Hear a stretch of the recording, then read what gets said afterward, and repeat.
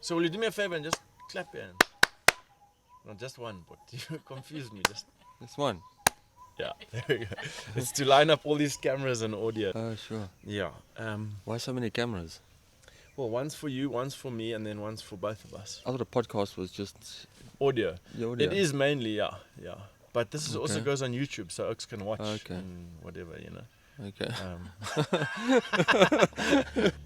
Ladies and gentlemen, welcome back to another episode of This is Africa, the podcast. Today, you guys are super lucky because we have out of studio, we're in the garden, so we're not in the studio, but we have a professional hunter born and raised in Zimbabwe, in the wilds of Zimbabwe, might I add. From there, he gained his professional hunter's license in Zimbabwe, moved further afield to Cameroon, has hunted the savannas extensively, the jungles extensively, and is now back in Zimbabwe and is a custodian of some of the wild places of Zimbabwe. He is Guav Johnson. Guav, welcome to Out of the Studio. Thanks, Andy.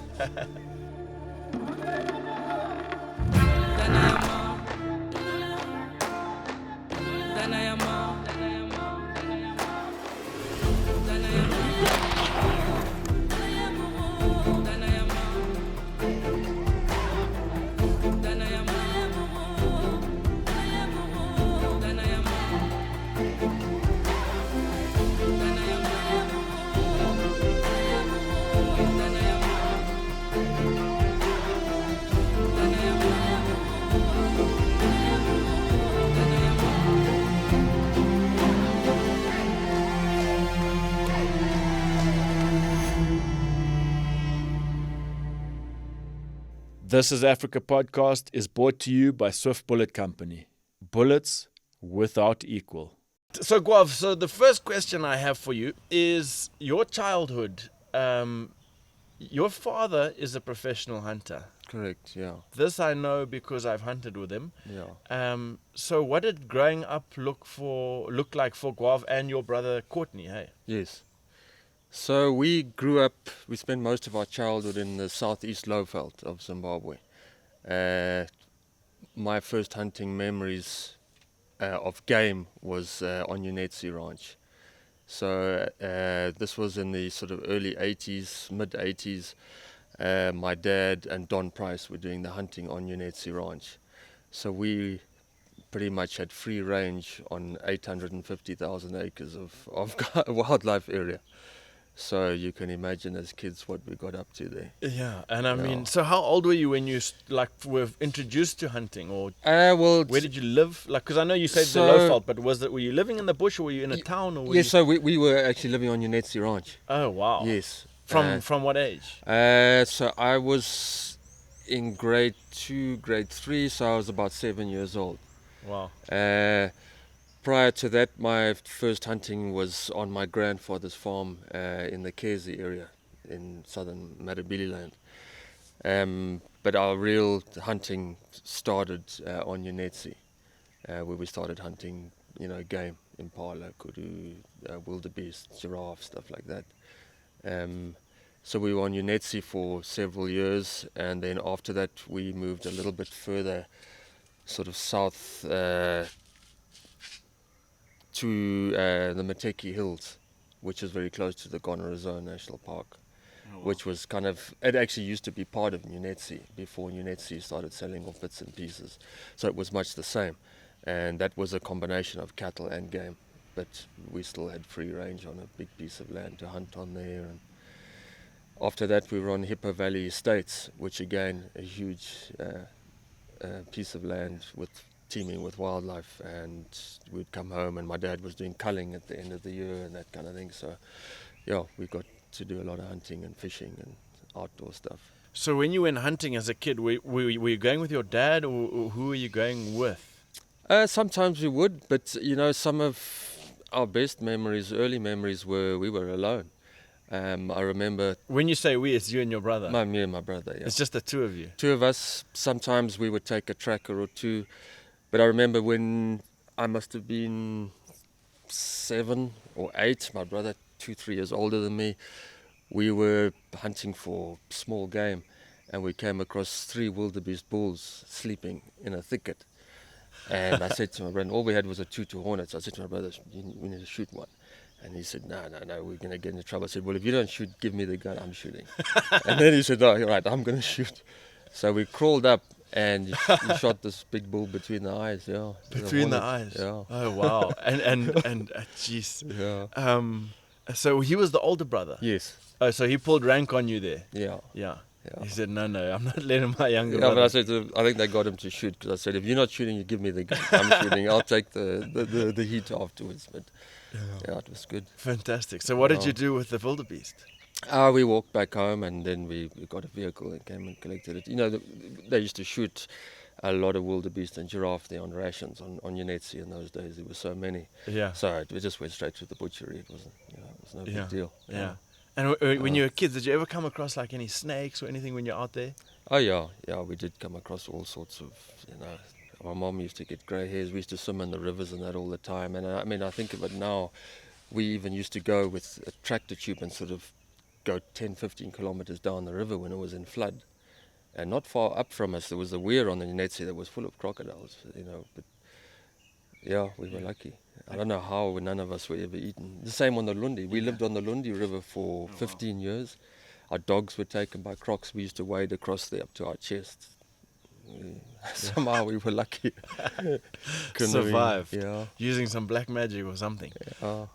But growing up in that area, you kind of had no option. Not you didn't have an option, but you obviously loved it. But you know what I mean? Like, you're going to be so ingrained, eh? Yeah, honestly, from as far back as I can remember, going hunting with my dad on my grandfather's farm for kudu and stuff like that, I wanted to be a hunter from then.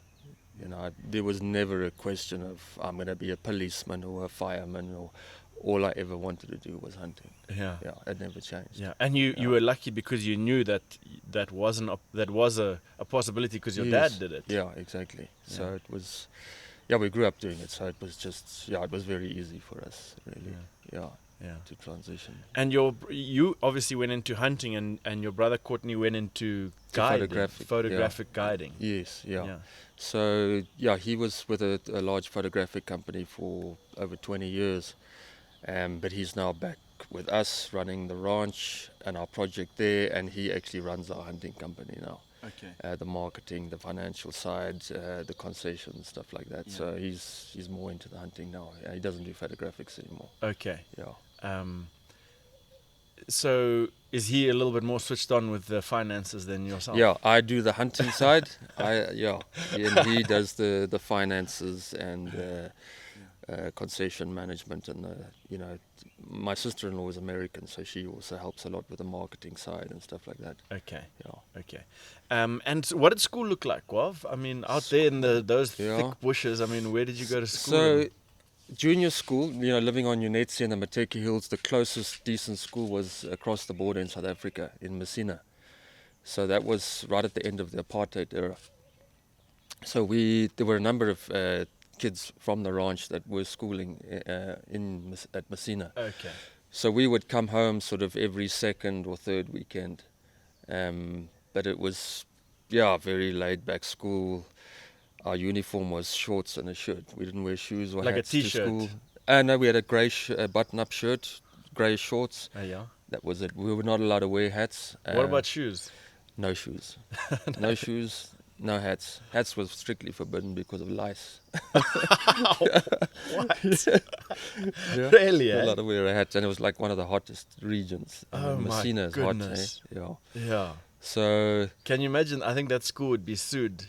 This day and age. Yeah. And the lashings were rampant there. The lashings? Yeah. Oh, really? Yeah. Did you ever get any? Plenty. And then from there, high school, Plumtree, which is the closest town is Bulawayo, 100 kilometers from town, on the school farm. Yeah. Surrounded by bush and dams, and I shot my first reed buck at Plumtree. At school? Yeah, at school. Were you allowed to? I was allowed to keep at 22 because I did falconry, so I was allowed to shoot meat for my hawks. birds and stuff like that. And we were tasked with controlling the crow population in the school. I mean, you think of it in this day and age, being tasked by the headmaster in your free periods to walk around the school with a 22 shooting crows during school time. At the age of... I was 15. Yeah. Form 3, I started that. Yeah. 15, 16. That's roadie. Yeah. Yeah, that's Yeah. Rhodesian. And I kept rather. the 22 in my study, I use it, when I wanted to. Mm. You can imagine that happening today.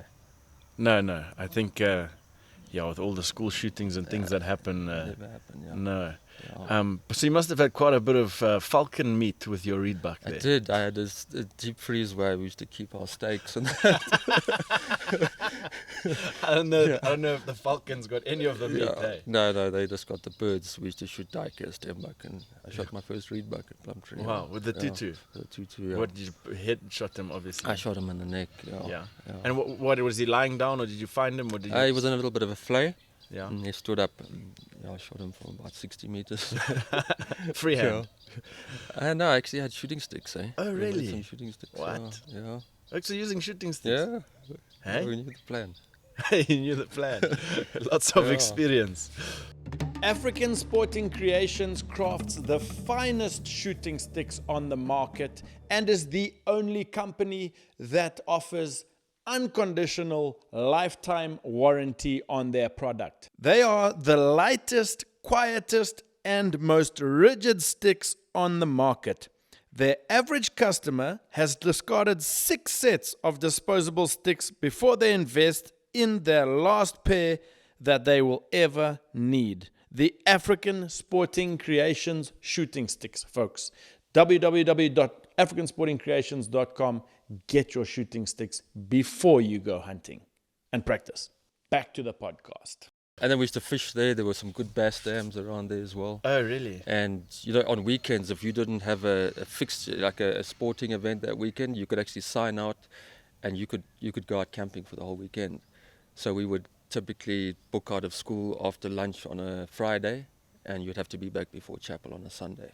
So the whole weekend you'd just be in the bush hunting. Just by yourself? Yeah. There had to be a minimum of 3 of you. Okay. That was the school policy. Yeah. So 3-4 of us. Yeah. Huh. Yeah. And there was no supervision of parents to make sure you weren't taking beer or... No. So honestly, I never drank, ever. Yeah. But we just used to hunt and fish and look for nests. Have a good old time. Yeah. Fantastic. Yeah. Fantastic. And then, so what age did you start trying to do your PH license? Because obviously in Zim it's quite a process. Yeah, so I started my apprenticeship at 17, and I qualified with my full license at 20. Okay. Yeah. And who did you PH under? So when I first left school, my mom especially wanted me to do a trade first, which I was totally against. I just wanted to get into hunting. Yeah. So we finally agreed that I would do 1 season of photographics. They felt that I needed to get more exposure with clients and people and so on, and also gives you a lot of contact with wildlife that's not running away from you. Yes. Going guiding in a national park as opposed to a hunting area is quite different. Yeah. So I did about 8-9 months of guiding in the south of Wangi National Park at Makololo, near the Ngamo Plains there for Touch the Wild. Oh, wow. Alan Elliott, also an ex-Plumtree guy, owned that company at that time. Okay. And was booming at that time. So I did my season of photographics. I got my learner's license. And then the following year I started with Alan Davies in the Lowveld. He had Malapati safari area. Alan Davies, old man Alan Davies. From Chiredzi. Yes. Yeah, what a legend. Yeah. Love that guy. Yeah. What a gent. Yeah. Very experienced guy. Okay, so he was guiding, or that was hunting, sorry. Yeah, he had Malapati. Okay. And the communal area surrounding that. In those days it was one area. It's all been divided up into little bits and pieces, but he had Naivasha, Malapati and Sengwe communal land. Oh, wow. Yeah. That's some good hunting. Yeah, and that, obviously we had a lot of tribal areas as well as safari areas, so there was always the PAC, the problem animal control, lions, elephants, stuff like that, which I got to hunt myself. Yeah. And the main focus there was elephant hunting. There's big elephant down that side, and so that's where I started with Alan.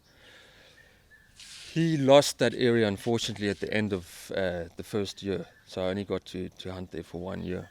Okay. and he lost that concession. So instead of starting afresh from scratch again, I figured what I would do. I spoke to my old man, and we came up with an agreement where I could accompany him on as many hunts as I could, and some of his mates as well. Other guys like Mike Bunce and other PHs. I wasn't paid anything. I was just working for the experience, but I didn't want to go all the way back and start an apprenticeship again.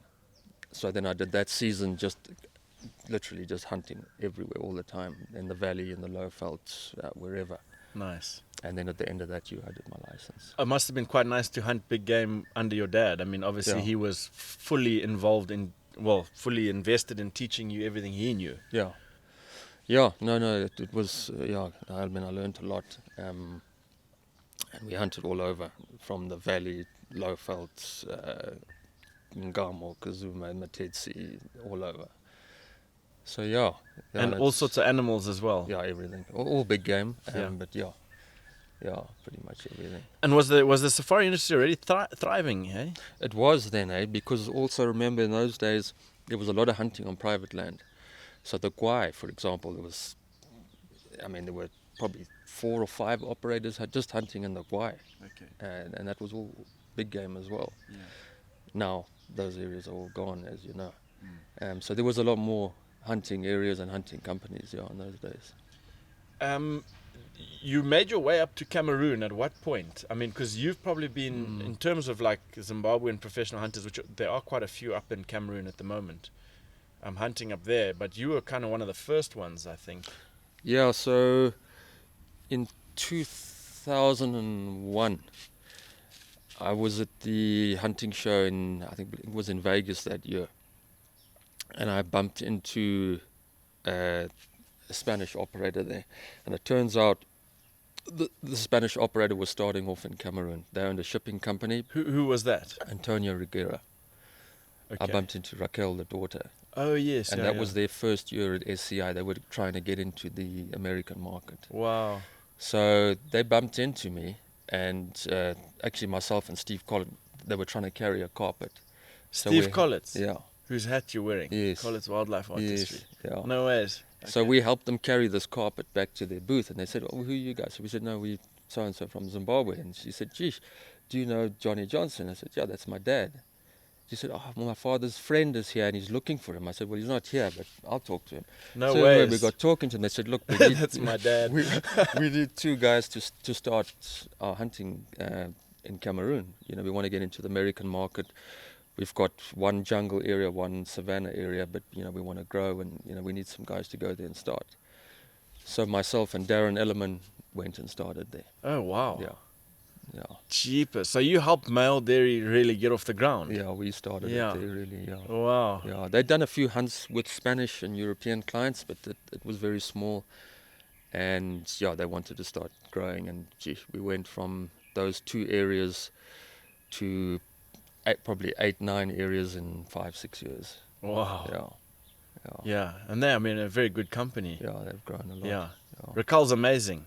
Other than being a really good person, nice person, she's really organized, isn't she? Yeah, she's very well organized. Yeah, quite nice dealing with them. I've dealt with you guys a bit up there, and it's exactly, very much a pleasure.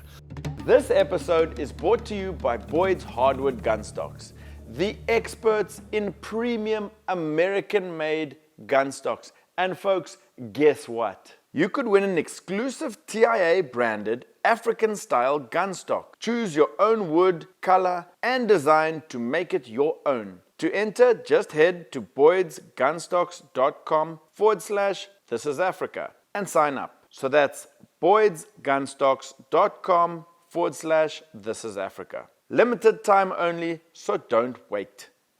Thanks to Boyd's for supporting This Is Africa. Now back to the show. How was it going up to Cameroon for the first time? How old were you then? I must have been 21, 22. Wow. Yeah, no, it was a shocker because things were bad in Zim at that time. 2001, 2002, it was a time of the land invasions. The economy had collapsed. You couldn't get anything on the shelves. It was in a bad way.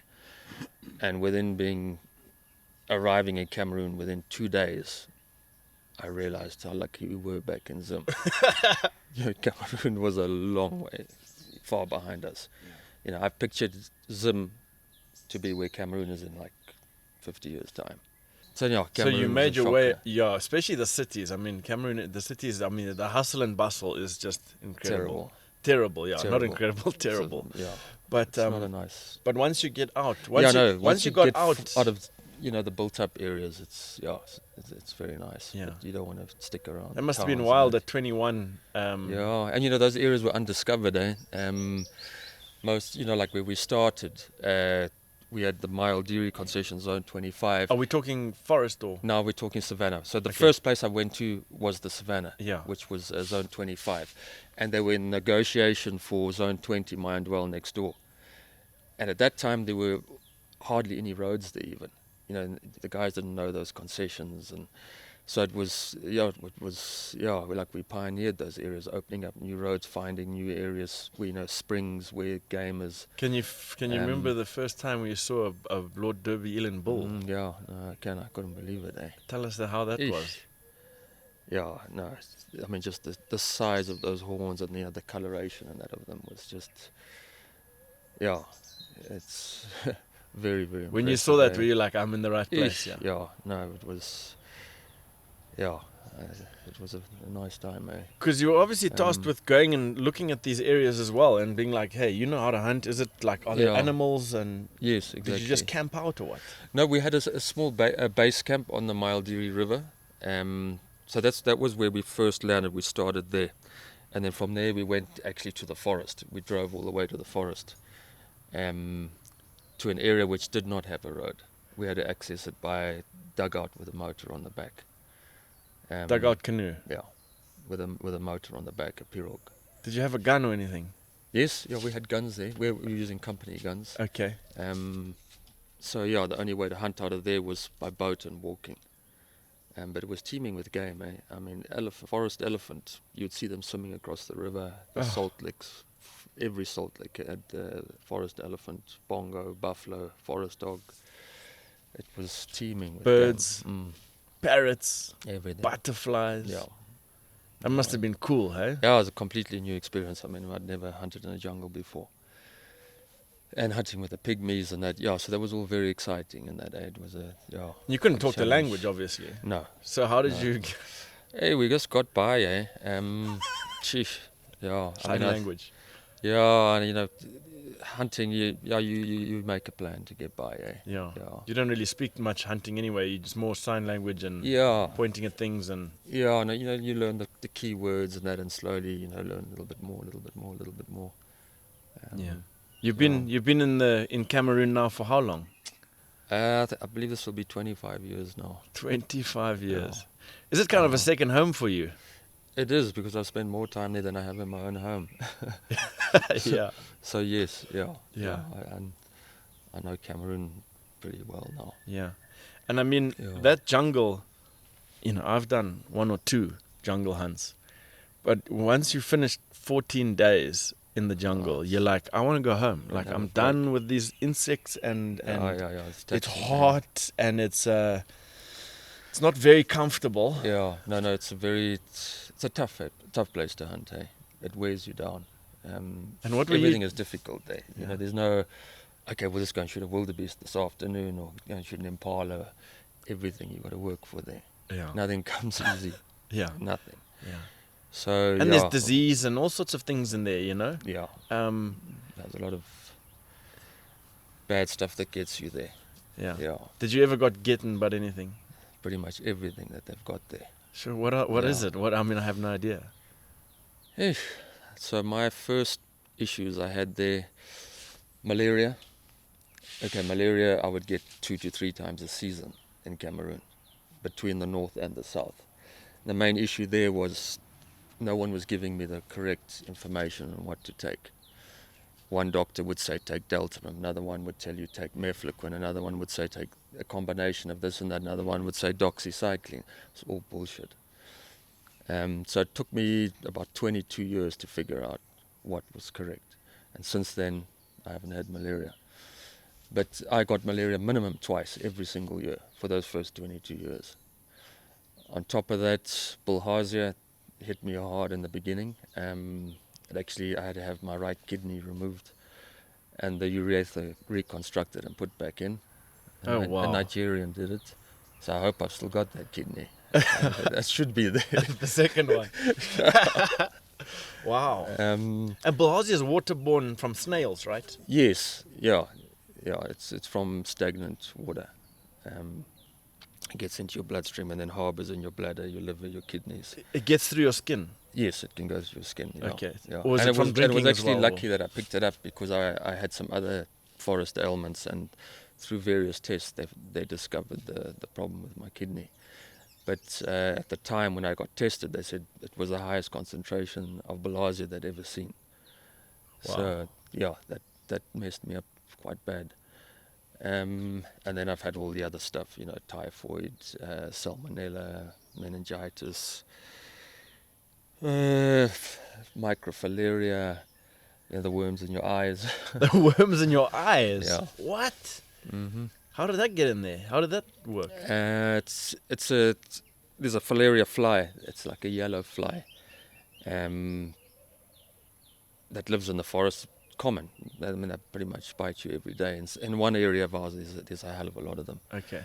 And yeah, it lays an egg in your blood, and you just start getting a bit of an irritation in your eye.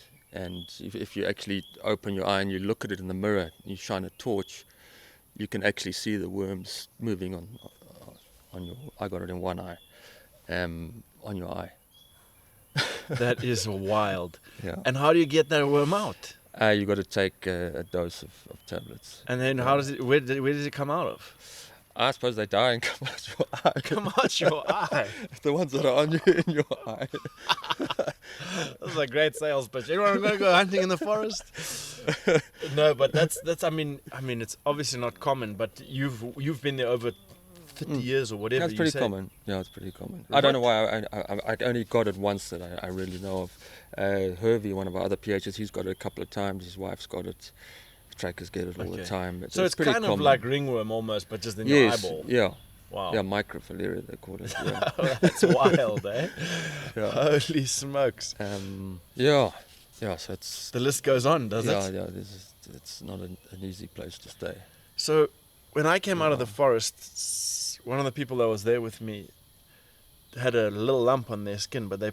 Oh, the maggots. No, it was like a spider web was coming out, like a lot of little web. Okay. Yeah. So okay, the worms are quite common, obviously, because of all the moisture and the damp and stuff. Oh, like putty fly. Yeah, that's very, very common. Yeah. But I mean, you when you were hunting there, because you've retired from the forest, I believe. Yeah, I'm trying to avoid having to go back there. I know you still send your clients with other PHs that you know are good and you trust and all that stuff. They're going to have a good time and get their animals and all that. Yeah. But I think you feel like you've done your time there, hey? I've done my tour of duty there. Yeah, tour of duty. Yeah, jungle warfare. Tired of getting sick and man versus disease. Also the forest season comes after the savanna season. So by the time you finished in the savanna, you've done your last eland hunts, which you're hunting in 50-degree heat, and so you're like this, thin. And your immune system is down. You've had malaria once already, so by the time you get to the forest, you're already burnt out. Yeah, and then you got to do another 3 months in the forest. So by that's the end taxing. of that, you're finished. Yeah, you're pretty finished there. Yeah, I'm sure. I mean, even those eland hunts, they are not easy. I know, like anyone wants to go eland hunting, be prepared. You know, like take your walking shoes. Yeah. Because you're definitely going to do some walking. Exactly, yeah.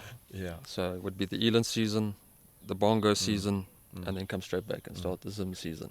Yes. And then go back again, and then it just continues round and round. I think you would have made quite a good soldier, one that just stays on the front line the whole year. Probably, shit. But I think that's why you've kind of become a household name, because you've hunted so much. Most people do their season and then they go home and relax for the off season. Yeah, I haven't had an off season in 25 years. Yeah. My biggest off season was the COVID period, although that wasn't so good. Yeah. But you don't have an off season. Yeah. I remember obviously having hunted with you, having some humor on the hunts and whatever and chatting. And I remember you told me that you'd once had a Christmas at home. Yeah, I've had And you hated two it. at home in 25 years. Yeah, you said it was terrible. So, yeah, I don't even, I leave way before Christmas and I come way after. So that part of my life is gone. Yeah. Yeah, we hunt Christmas. Wild. And you've shot some really beautiful eland and bongo and everything over the years up there in I've been Cameroon. very Eh? lucky, yeah. Didn't you hunt your own bongo? I did, yeah. Yeah. Yeah. And you got him here at home in Bulawayo? Yeah, I got him full mounted in my dining room. Not many Zimbas got a bongo that they hunt. No, and it was in a like an exploration area, an area with like no roads. Had a beautiful river with a big waterfall in that there, and it's the agreement I had was I would go and scout this area and see what there was there, and if I could, I'd try and shoot a bongo there. And the very first morning, left camp within 500 meters, found a big bongo track. It was still too dark to actually track it into the forest, because in the forest it was dark. On the road it was still light. So we had to wait about half an hour.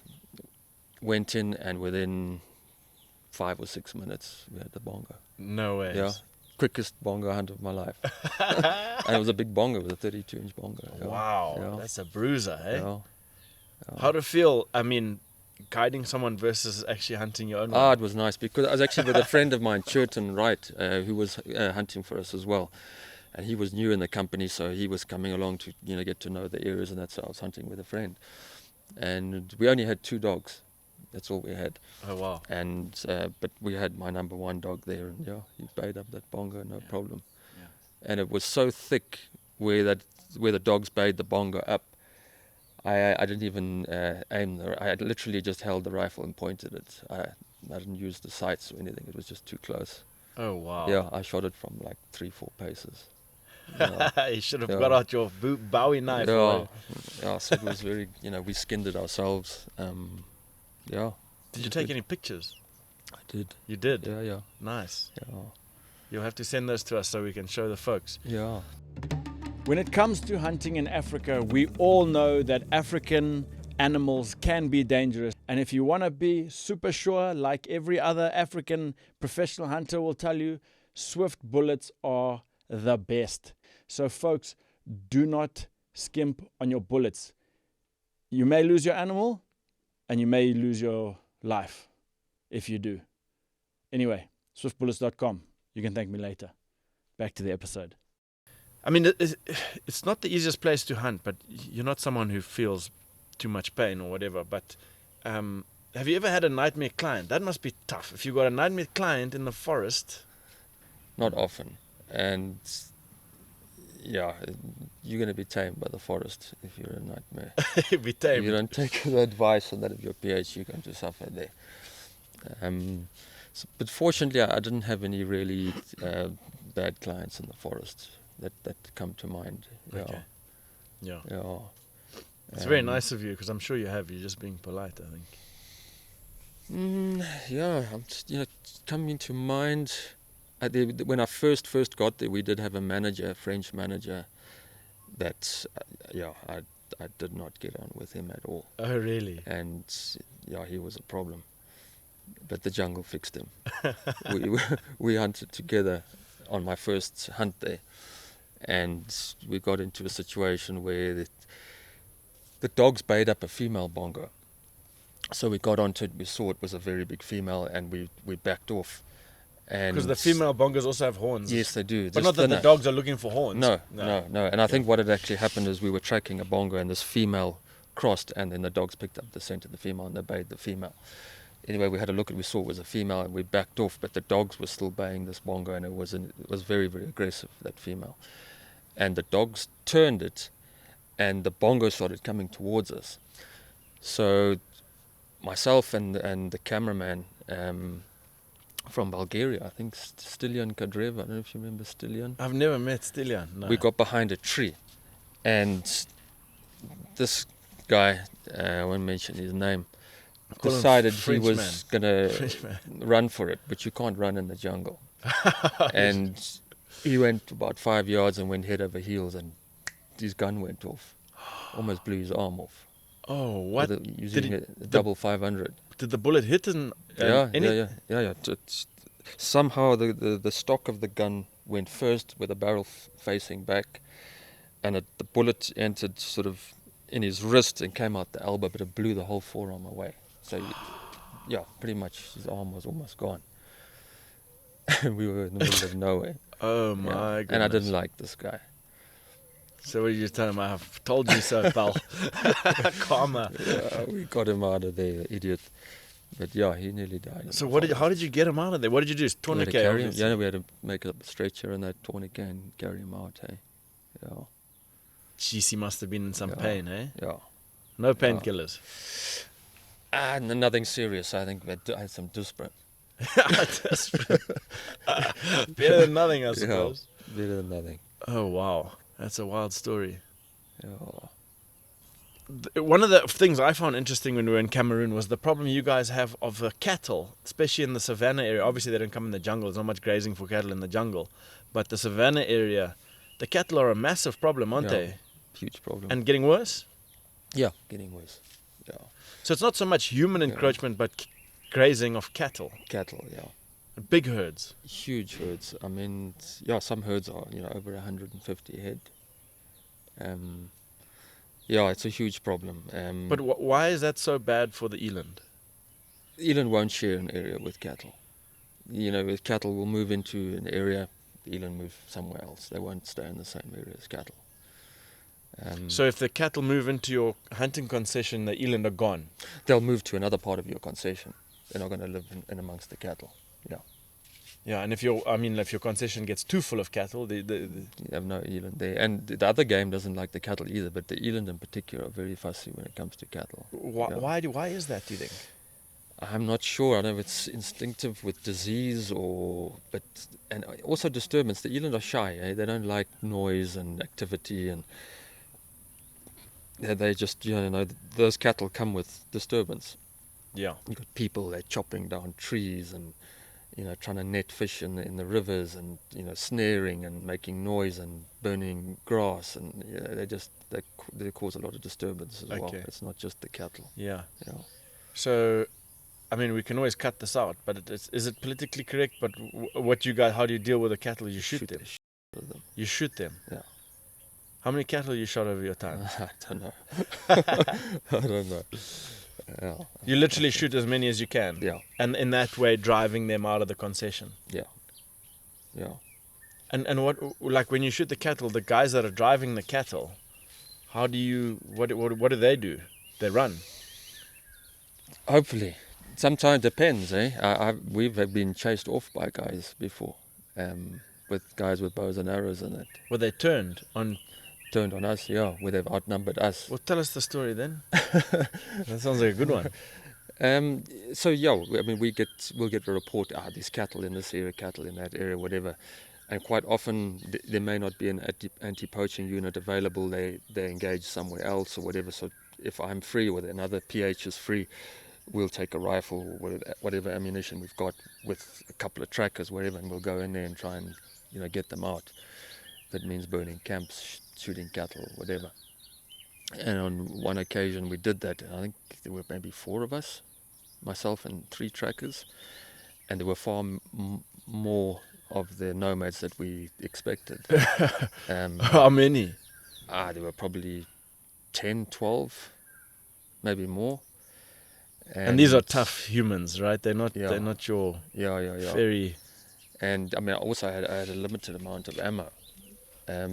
And we shot some cattle, and we continued and shot some cattle, And you're running now? Yeah, we're running after them. And the next thing, my tracker grabbed me, and there were actually arrows going.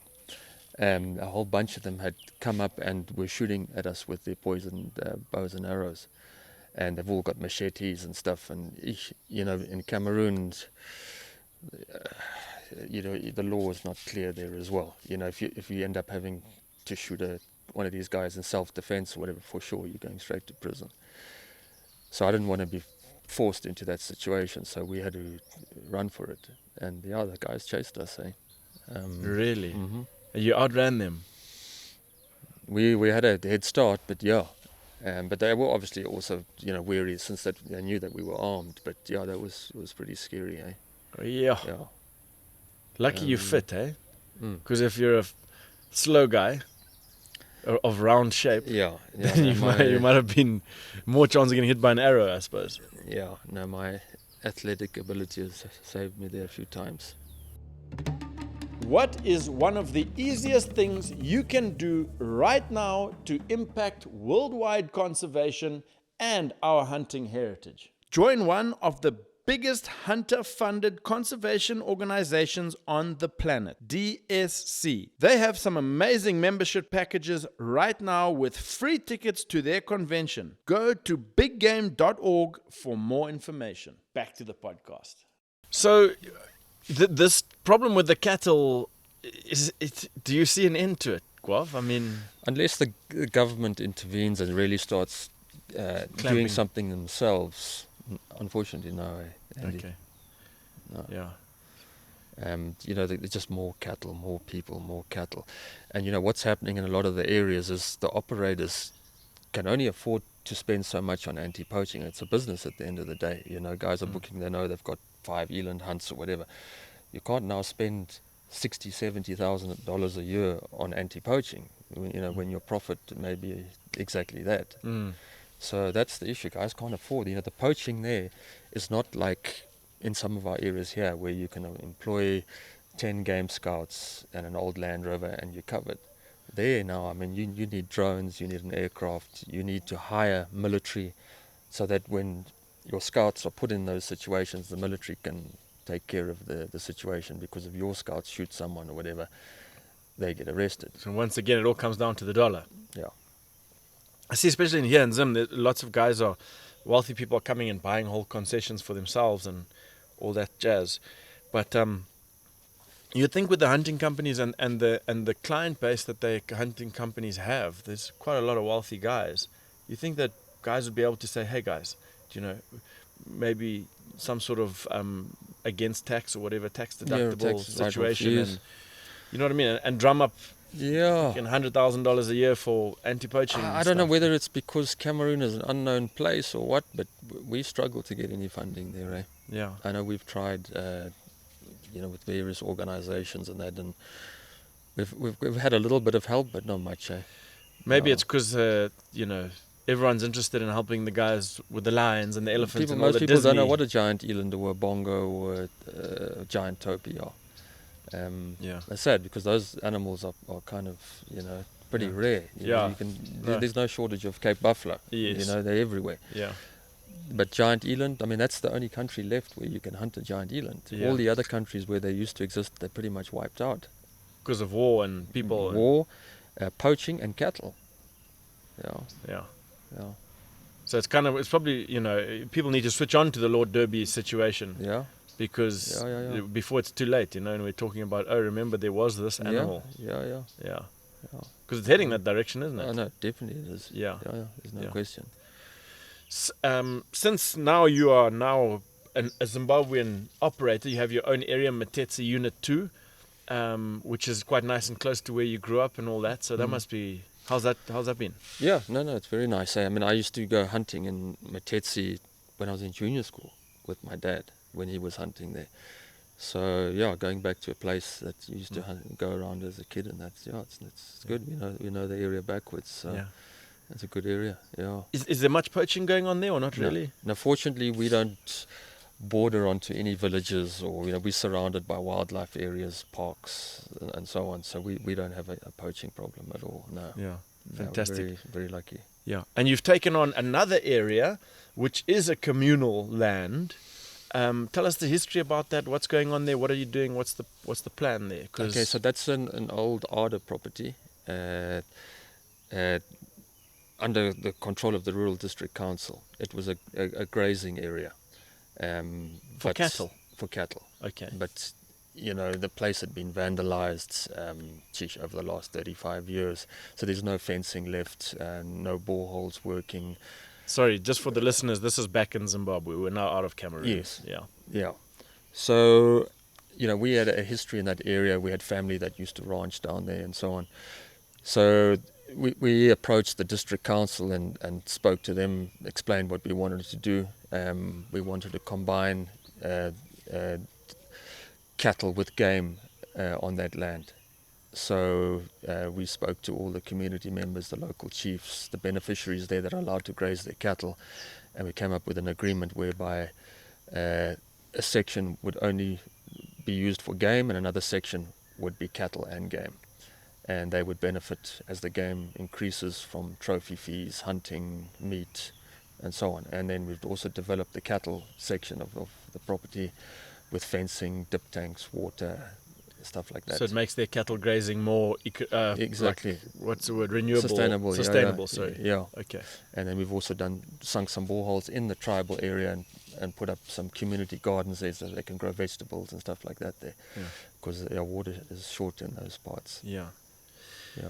Do you think that more operators could do more stuff like that with communities? Because, especially the older guys I speak to, they're very doom and gloom about we're losing all these areas and whatever. I know it's a very difficult thing to do. I mean, you probably know better than, well, you definitely know better than me because you're doing it. The challenges do come, guys still do come and poach and, there's a lot of challenges, but it is, do you think it's doable? Even It is doable, yes. Yeah. Absolutely. I mean, when we started there 5 years ago, there was hardly any game there. The odd elephant would cross, the odd leopard. A herd of impala was like 2 or 3 animals. Kudu, you would only see a track. I never ever saw a zebra, never saw a warthog, never saw a bushbuck. And just from anti-poaching, in 3 years, we started to see zebra, we started to see kudu.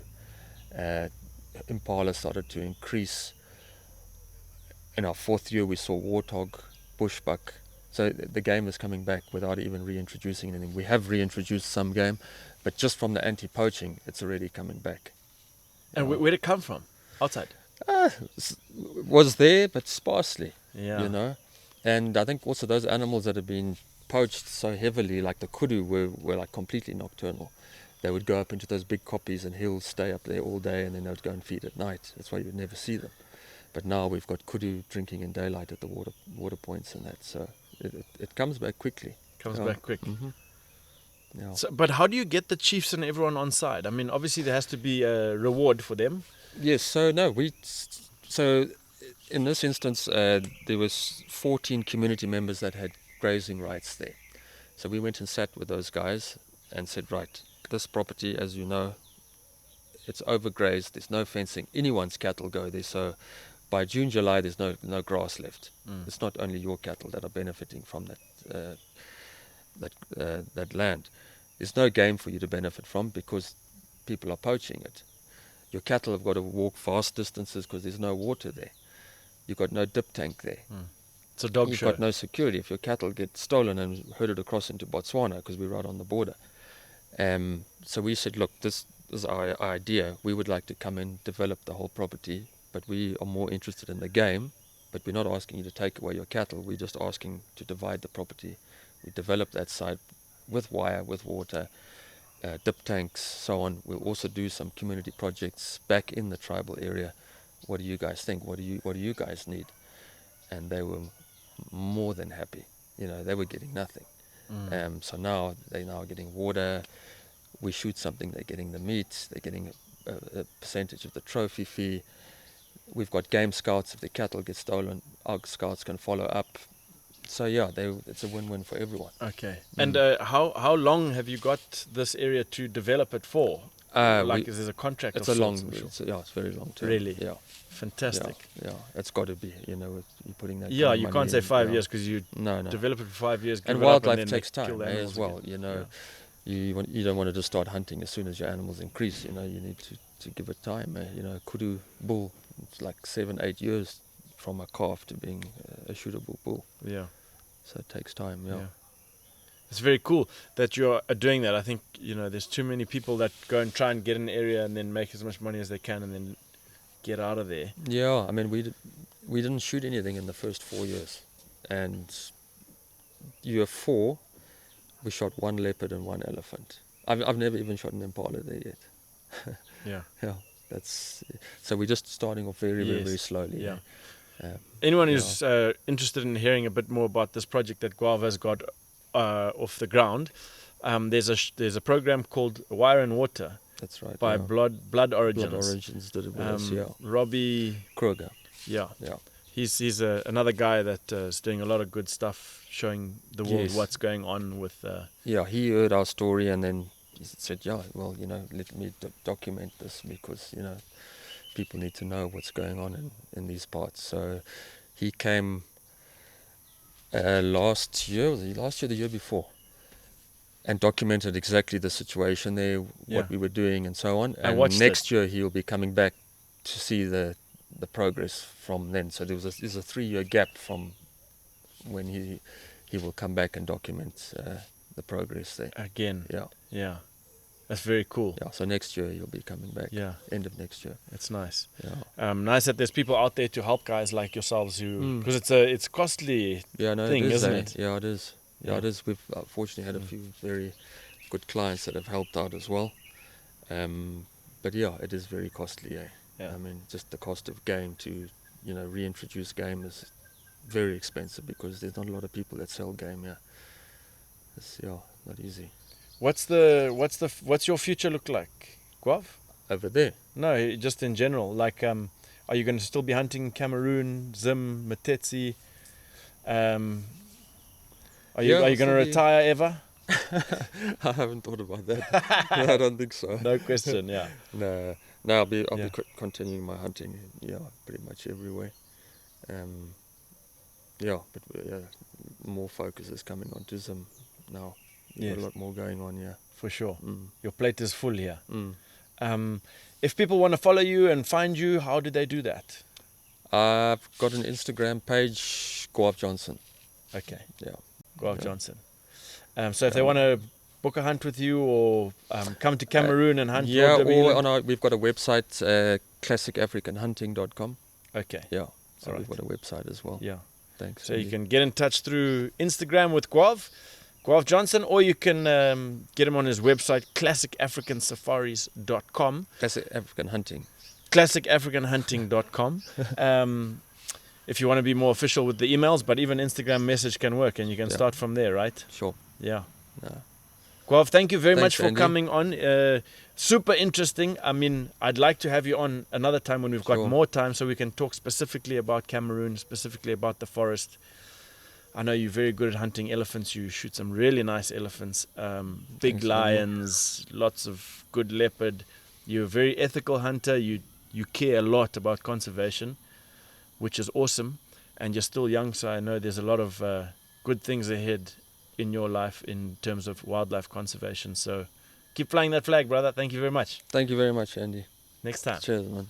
Folks, don't forget to visit www.tia5 to find all your merchandise and lots of cool things there for you.